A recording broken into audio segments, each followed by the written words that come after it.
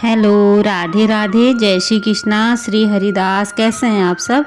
आपका स्वागत है मेरे चैनल में। ये देखिए, हाथ में पुष्प और तिली लेके हम आज श्री कृष्ण भगवान ने कहा है एकादशी जिसने पद्मिनी एकादशी का व्रत कर लिया उसने मानो सभी व्रतों को कर लिया। अब तुम पद्मिनी एकादशी की कथा ध्यानपूर्वक सुनो।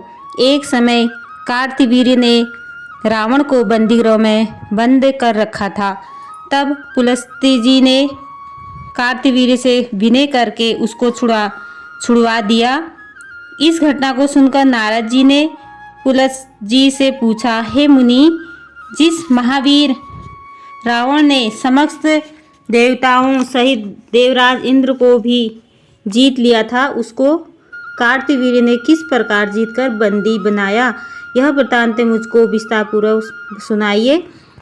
तब पुलस्त्य जी ने कहा, हे नारद, पहले आप कार्तिवीर्य की उत्पत्ति का वृत्तांत सुनिए। त्रेता युग में राजा हेहय के वंश का कृतवीर्य नाम का राजा महिष्मतीपुरी में राज्य करता था।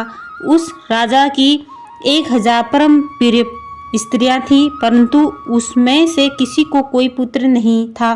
पुत्र प्राप्ति के लिए राजा ने अनेक प्रयत्न किए, परंतु भाग्यवश राजा के पुत्र नहीं हुए और यह यत्न निष्फल रहे। पुत्र के बिना राजा को सारा राज्य दुखमय प्रतीत होता था। कुछ काल बाद राजा को यह ज्ञात हुआ कि तब से सभी अभिष्ट फल की सिद्धि हो सकती है। यह सोचकर राजा कृतवीर्य तप करने हेतु वन में जाने की तैयारी करने लगा। राजा को वन में तप के लिए जाते हुए देखकर इक्ष्वाकु वंश में उत्पन्न राजा हरिश्चंद्र की पद्मिनी नाम वाली कन्या, जो कि राजा की परम प्रिय रानी थी, साथ जाने को तैयार हो गई और दोनों ही अपने सुंदर वस्त्राभूषणों को त्याग कर वल्कल्य वस्त्र धारण कर गंधमादन पर्वत पर तप करने चले गए। राजा कृतवीर्य और रानी पद्मिनी ने उस पर्वत पर 10,000 वर्ष तक तप किया, परंतु फिर भी उन्हें पुत्र की प्राप्ति नहीं हुई। तब उस पवित्रपिता रानी पद्मिनी ने अपने पति के शरीर के केवल नस और अस्थि मात्र देखकर महासाध्वी अनुसुईया जी से पूछा, हे साध्वी, मेरे पति को तपस्या करते हुए 10,000 वर्ष बीत गए हैं, परंतु भगवान फिर भी प्रसन्न नहीं हुए, सो इसका क्या कारण है? आप कृपा करके कोई ऐसा व्रत कहें जिससे भगवान हम पर प्रसन्न हो और हमें चक्रवर्ती पुत्र की प्राप्ति हो। पद्मिनी से अनुसुईया जी ने कहा, हे सुंदरी, वर्ष के 12 मासों के अतिरिक्त एक अधिक मास होता है जो 32 मास के बाद आता है। इस अधिक मास के शुक्ल पक्ष के द्वादशी युक्त पद्मिनी और कृष्ण पक्ष में परमा नाम की 2 एकादशियां आती है। शुक्ल पक्ष की पद्मिनी एकादशी को जागरण सहित तुम उसका व्रत करो।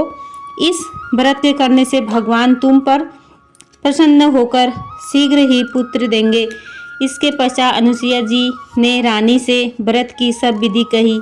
उसको सुनकर रानी पद्मिनी पुत्र प्राप्ति की इच्छा से इस व्रत को करने लगी। वह सदैव एकादशी को निराहार रहती और रात को जागरण करती थी।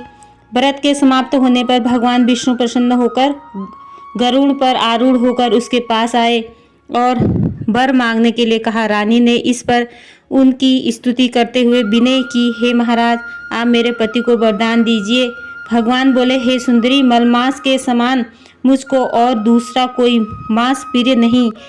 इससे एकादशी का जो व्रत तथा जागरण अनुसुईया जी के कथानुसार तुमने किया है, उससे मैं तुम पर अत्यंत प्रसन्न हूँ। ऐसा कहकर संसार के दुखों का नाश करने वाले श्री विष्णु भगवान जी ने राजा से कहा, हे राजन, जिससे आपका मनोरथ सिद्ध हो वह वर मांगो। तुम्हारी पत्नी ने मुझे प्रसन्न किया है। तब राजा कृतवीर्य ने सर्वश्रेष्ठ और यशस्वी पुत्र का वर मांगा और कहा, हे जगदीश्वर प्रभु, मेरा पुत्र ऐसा परम वीर हो कि आपके अतिरिक्त देवता, मनुष्य, नाग, दैत्य, राक्षस आदि किसी से न मरे।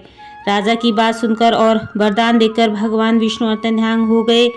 इस वर के प्रभाव से पद्मिनी के कार्तिवीर्य नामक तेजस्वी पुत्र उत्पन्न हुआ। तीनों लोकों के भगवान विष्णु के अतिरिक्त उनको जीतने में अन्य कोई समर्थ नहीं था।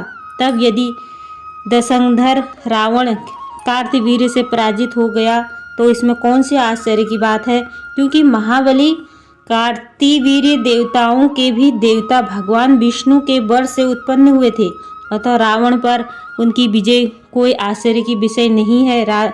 नारद जी को इतना सुनकर पुलस्त्य मुनि अपने आश्रम को चले गए। श्री कृष्ण ने आगे कहा, हे राजन, यह मैंने मलमास के शुक्ल पक्ष की पद्मनी एकादशी के व्रत का महात्म्य कहा है। जो कोई इस व्रत की कथा को पढ़ता या सुनता है वे भी संसार में यशस्वी होकर अंत में अनंत काल तक विष्णु लोक में वास करते हैं। तो राधे राधे, बोलो पद्मनी एकादशी की जय हो। तो राधे राधे दोस्तों, यहीं तक थी मेरी वीडियो। अगर वीडियो पसंद आती है तो लाइक करना, शेयर करना, कमेंट करना और मेरे चैनल को सब्सक्राइब करना। Thank you.